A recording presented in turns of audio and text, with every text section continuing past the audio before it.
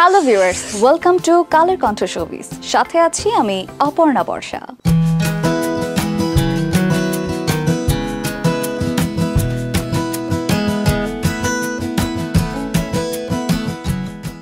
নিজেকে বা জীবনকে ফিরে দেখার প্রবণতা মানুষের চিরন্তন। কেমন হতো যদি ফেলে আসা মুহূর্তগুলো দেখা যেত ভিন্ন দৃষ্টিতে?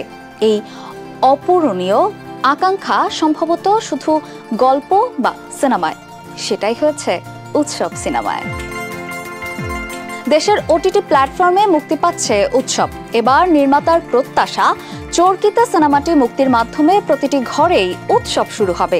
উৎসব সিনেমার নির্মাতা বলেন, পরিবারের সবাই মিলে টিভিতে নাটক, প্রেক্ষাগৃহে সিনেমা দেখার চল ছিল আমাদের ছোটবেলায়। উৎসব সিনেমায় পরিবারের সেই দর্শকদের প্রেক্ষাগৃহে আনার চ্যালেঞ্জ। ডিপ ফেক ভিডিওর কারণে বিড়ম্বনায় পড়েছেন শোবিজ তারকারা। এবার এ বিষয় নিয়ে মুখ খুললেন সাদিয়া আয়মান। এক ফেসবুক স্ট্যাটাসে অভিনেত্রী এআই দিয়ে তৈরি করা ছবি ভিডিও সম্পর্কে ভক্তদের সচেতন করেছেন। একই সঙ্গে যারা এসব কাজ করেছেন তাদেরকেও সতর্ক করেছেন। মঙ্গলবার দুপুরে সাদিয়া তার ফেসবুক অ্যাকাউন্টে দেয়া এক স্ট্যাটাসে লিখেছেন, আরে ভাই বোনেরা, এখন তো সময় হয়েছে একটু সচেতন হওয়ার। এসব এআই এডিট ছবি ও ভিডিওকে সত্যি ভেবে বিশ্বাস করবেন না, আল্লাহর দোয়াই লাগি। কিংবদন্তি সঙ্গীত শিল্পী ও সাংস্কৃতিক আইকন রুনা লায়লাকে লাইফ টাইম অ্যাচিভমেন্ট অ্যাওয়ার্ড প্রদান করেছে জুনিয়র চেম্বার ইন্টারন্যাশনাল বাংলাদেশ।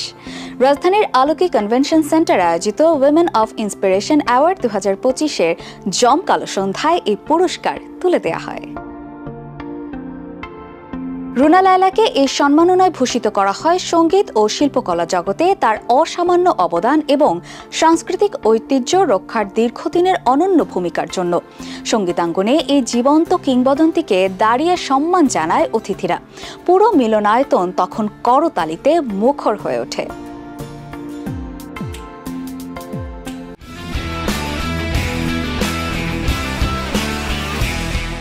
বছর দুয়েক আগে পশ্চিমবঙ্গের বিধানসভা নির্বাচনে বিজেপির হয়ে দাঁড়িয়েছিলেন শ্রাবন্তী চ্যাটার্জি।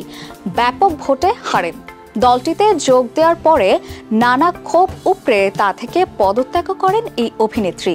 এবার শোনা যাচ্ছে আসন্ন বিধানসভা নির্বাচনে এবার তৃণমূলের হয়ে ভোটে দাঁড়াতে দেখা যাবে শ্রাবন্তীকে। ভারতীয় গণমাধ্যমে দেয়া এক সাক্ষাৎকারে শ্রাবন্তীকে প্রশ্ন করা হয়, বেহাল পশ্চিমের জন্য প্রার্থী হিসেবে যদি মুখ্যমন্ত্রী মমতা বন্দ্যোপাধ্যায় তাকে চায়, সেক্ষেত্রে তিনি কি ভোটে দাঁড়াবেন? এ প্রশ্নে অভিনেত্রী বলেন, সেটা আমি বলতে পারবো না। অভিনেতা অভিনেত্রীদের মধ্যে পারিশ্রমিক নিয়ে বৈষম্য রয়েছে পৃথিবীর সব ইন্ডাস্ট্রিতে।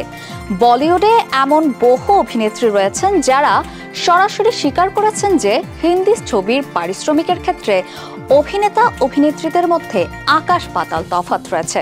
জানেন কি বলিউড অভিনেতা অভিনেত্রীদের পারিশ্রমিক কত? এখন বলিউডে সবচেয়ে বেশি পারিশ্রমিক নেন দীপিকা পাডুকোন। ছবি প্রতি তার উপার্জন 15 থেকে 20 কোটি টাকা। পারিশ্রমিকের তালিকায় দ্বিতীয় স্থানে রয়েছেন আলিয়া ভাট। প্রতি ছবিতে 15 কোটি উপার্জন করেন পর্দার গাঙ্গুবাই।